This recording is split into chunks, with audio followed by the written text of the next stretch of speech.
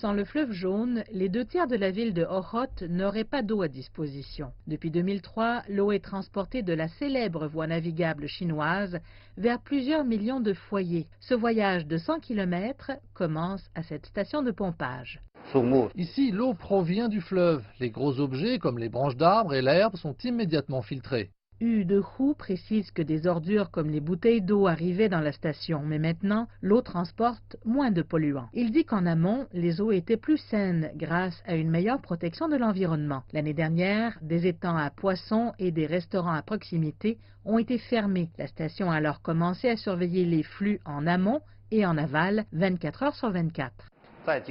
Ce que nous faisons ici n'est que le filtrage initial. L'eau est pompée d'ici jusqu'à une autre usine située à 2,7 km.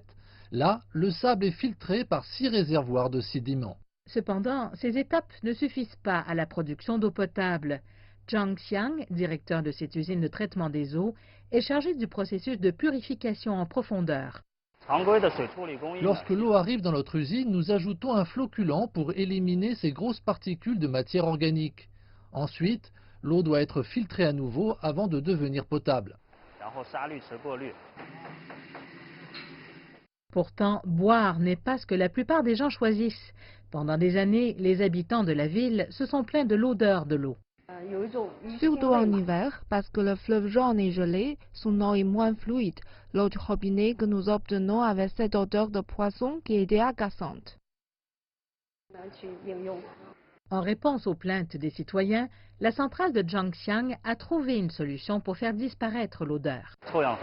Nous avons ajouté une autre étape au processus de traitement de l'eau.